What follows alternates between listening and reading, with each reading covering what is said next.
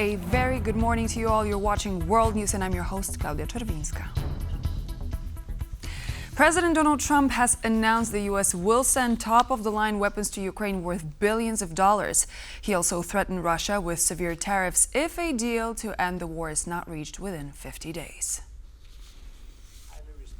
As stated by Trump during his meeting with NATO Secretary General Mark Rutte, European countries will send Kyiv their own Patriot air defense systems and replacements will then be issued by the United States. Trump also said the U.S. would impose a 100% secondary tariff targeting Russia's remaining trade partners if Moscow doesn't reach a peace deal with Ukraine in the next 50 days. This means U.S. companies purchasing Indian products, for example, will have to pay 100% import tax when the products reach the United States. Although details about both the tariffs and NATO weapons deal were scarce, it marks the first time Donald Trump has pledged new military equipment for Ukraine since returning to office in January of this year. And I'd like to have Mark, and again, And we remain on the subject of Monday's meeting in Washington. President Trump announced billions of dollars in missiles and other arms will be sent to Ukraine. All of this under a new deal with NATO. The weapons, including urgently needed Patriot missile systems, will be provided by the U.S., but funded by NATO countries. I've been hearing so much talk. It's all talk. It's all talk, and then missiles go into Kyiv and kill 60 people. It's got to stop. That's got to stop. But the purpose of this is to say that this is a very big deal we've made. This is billions of dollars worth of military equipment is going to be purchased from the United States, going to NATO, etc. And that's going to be quickly distributed to the battlefield. I've been in contact with many countries. I can tell you that at this moment, Germany massively, but also Finland and Denmark and Sweden and Norway, the United Kingdom, the Netherlands, Canada, they all want to be part of this, and this is only the first wave. There will be more. So what we will do is work through the NATO systems to make sure that we know what Ukrainians need, so that we can make packages. Of course, in a way, we discussed it this morning with Pete Hegseth at the Pentagon, in a way that, of course, the US will keep on its stockpiles necessary to defend this country. That's absolutely clear. But it will mean that Ukraine can get its hands on really massive numbers of military equipment, both for air defense, but also missiles, ammunition, etc., etc.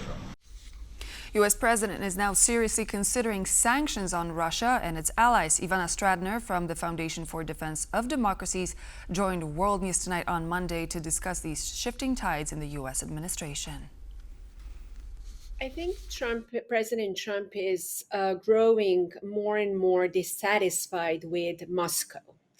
And he has been trying to talk nicely to Putin for months, but every time when he offered a concession, Putin would retaliate with more drone attacks. Just take a look at yesterday's massive drone attacks. So I'm equally surprised that we have to wait for 50 days, but I also think that that's part of the American way of negotiations, where it is always giving one way to your opponent to respond.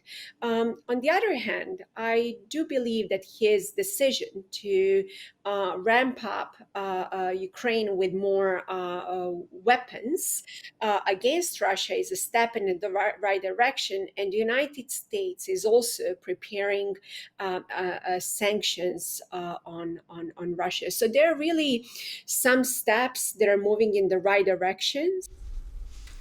President Volodymyr Zelenskyy thanked Donald Trump for taking a stronger stance against Russian leader Vladimir Putin.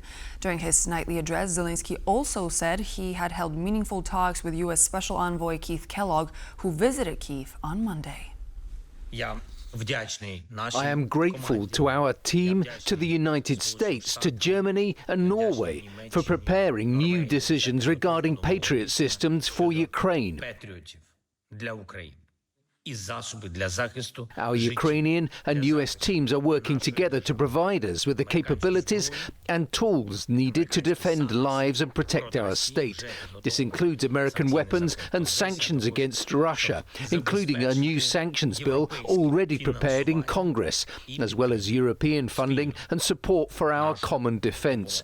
Ukrainian armed forces, our intelligence and security services will provide General Kellogg with all the necessary information about the current frontline situation and Russia's planned new offensive steps. U.S. Special Envoy for Ukraine Keith Kellogg is continuing his week-long visit to Ukraine. So far, the American diplomat met with President Volodymyr Zelenskyy to discuss ways to boost Ukraine's air defenses, such as Kyiv purchasing weapons with European help. While in Kyiv, Kellogg laid flowers at the Wall of Remembrance of the Fallen for Ukraine, a monument dedicated to those who have perished fighting Russia since 2014. His visit to the monument took place after talks with Ukraine's President Volodymyr Zelenskyy and the country's defense minister Rustem Umerov. The officials talked about joint projects for localizing arms production in Ukraine and Europe, including air defense systems. They also discussed putting more economic pressure on Moscow, with Umerov saying that the Russian energy sector is a key source of funding for the war in Ukraine.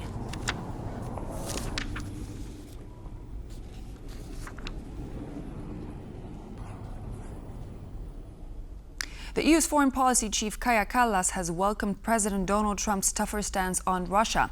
She warned, however, that his 50-day deadline before secondary sanctions are imposed would likely result in many more Ukrainian lives being lost. It is very positive that President Trump is taking a strong stance on Russia. On the other hand, 50 days is a very long time if we see that they are killing innocent civilians also every day. So it's clear that we all need to put more pressure on Russia so that they would also want peace. And it's good that Americans are making the steps. And I hope that they're also giving military aid like Europeans are giving. German Defense Minister Boris Pistorius has commented on further support for Ukraine's air defenses. While on a visit to the United States, Pistorius announced that Germany may purchase 2 Patriot systems to be delivered straight to Ukraine.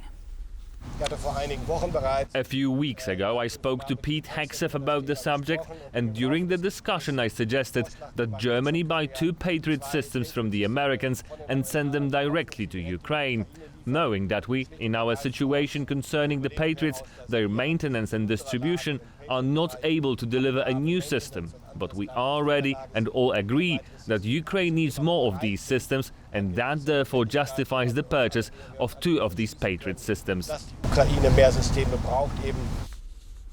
As announced by the Danish Defense Ministry, the country will supply Ukraine's military with European-made satellite communication services. This makes Denmark the first country to finance Ukraine's satellite communications through the EU's European Defense Agency. As stated by Danish Defense Minister, Denmark will provide Kyiv with receiver terminals to access satellite-based communications. While in Kyiv, Poulsen added that space-based solutions have a large potential that can contribute to both Ukrainian and European defense. So far, Ukraine's military has relied on satellite communications provided by the Elon Musk's company SpaceX.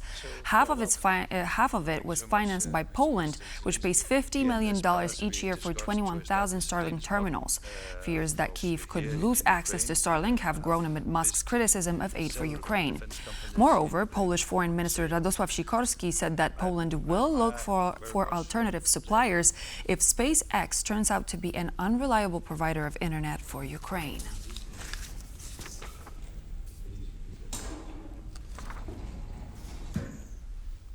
Slovakia is on the verge of approving the European Union's 18th sanctions package against Russia, with the country's Prime Minister Robert Fico indicating progress following last-minute assurances from Brussels. Slovakia is expected to approve the EU's 18th sanctions package against Russia, as Prime Minister Robert Fico confirmed on Monday. Fico hinted that the final decision could come as early as Tuesday after receiving draft guarantees from the European Commission.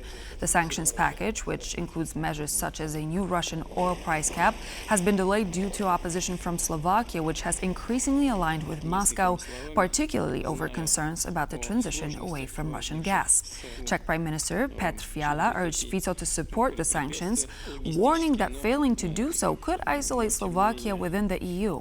Fico, however, emphasized that Slovakia's national interests would take precedence over political pressures from Prague. Знаю о сложностях, возникших с As Donald Trump offers more support to Europe and Ukraine, the U.S. president has also said that he is open to continuing trade talks with Brussels. That's despite threatening 30% tariffs on all European imports over the weekend. Our correspondent Alex Cadier was at a meeting of EU trade ministers in Brussels and has more. Well, the hope here in Brussels, the hope among trade ministers of the European Union gathered here today for that crucial meeting, reacting to the threat by Donald Trump of 30% tariff. The hope is for one of a breakthrough, one of negotiation, one of staying the course, keeping calm and carrying on. We heard that from Maroš Šefčovič, who said he will keep negotiating with the United States, whilst also preparing very serious retaliatory tariffs on up to 72 billion euros worth of US imports. They are preparing, of course, for that potential looming trade war, but they absolutely want to avoid it as much as possible. We heard the Danish foreign minister chairing that meeting, making it clear that he thinks the European position is a strong one and that they should not underestimate the strength of their position. The priority, however, is not to escalate this trade war before it starts, but to continue those negotiations. Donald Trump himself, just a few hours after the ministers met here today, was asked if he would keep talking. This is what he had to say. No, we're going to be talking to people. We have, I watched the show this morning. They were talking about, well, when's he going to make the deal? The deals are already made. The letters are the deals. The deals are made. There are no deals to make. They would like to do a different kind of a deal, and we're always open to talk. We are open to talk, including to Europe. In fact, they're coming over. They'd like to talk. So an openness, never mind his belligerence, but an openness from Donald Trump to continue those discussions. European negotiators heading to Washington in the next few days to try and get a last-minute deal on what is, frankly, an incredibly complex thing to negotiate. These trade deals usually take years. At the moment, these negotiators only have weeks. A big scale of negotiating will have to be done in a very short time. Negotiations that will absolutely go down to the wire. In Brussels, I'm Alex Cadier for TVP World. Poland's Deputy Minister of Development and Technology, Michał Baranowski, says he's disappointed that negotiations with the U.S. over tariffs have not yet borne fruit, despite the huge investment of time and energy on the part of European Commissioner Maroš Šefčovič. So there is a high level of transparency. Commissioner Šefčovič reminded us that he has done 10 missions and spent over 100 hours of a FaceTime with his counterparts. And we are still in the midst of it. It's disappointing that we are not closer. Another night of clashes between anti-immigration protesters, North African migrants and riot police took place in Spanish Torre Pacheco. On Monday evening, masked demonstrators filled the streets of the town as armed police officers fired rubber bullets to manage the unrest, which spilled well into the night. After 3 nights of clashes, Spanish police arrested 10 people in southeastern Spain. Demonstrators in Torre Pacheco demanded justice and peace in the city. The protests stemmed from an attack last week on a man in his 60s that left him injured and recovering at home. A spokesperson for the Spanish Interior Ministry said late on Monday that the suspected perpetrator had been arrested in the northern Basque country. Previously, authorities said that they had detained 2 foreigners suspected of involvement in the assault.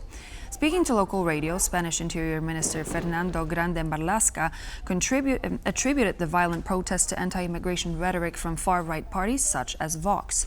On the other hand, the party's leader, Santiago Abascal, denied any responsibility for the incidents, saying that the government's migration policies were to blame and not his party.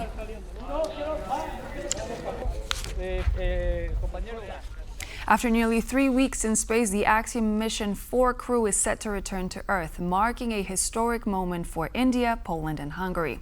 The astronauts are preparing for splashdown on Tuesday. The Axiom Mission 4 crew, including Polish astronaut Sławosz Uznański-Wiśniewski, is on its way back to Earth after 18 days aboard the International Space Station. The team completed 288 orbits and traveled nearly 7.6 million miles in space. After undocking from the station, the astronauts are now en route to a splashdown off the coast of California, scheduled for 4:31 a.m. CT on July 15th. Their return will take approximately 22.5 hours. The mission not only marked a significant achievement for space exploration, but also served as a historic milestone for India, Poland, and Hungary, as it was the first time astronauts from these nations had lived and worked aboard the ISS. We are expecting that exit to take place about 3 minutes from now. And so this news from space concludes our news service. Thank you so much for joining. I'm Klaudia Czerwińska. Please do stay tuned. We're back on TVP World in just a moment with more news and features, and we'll see you there.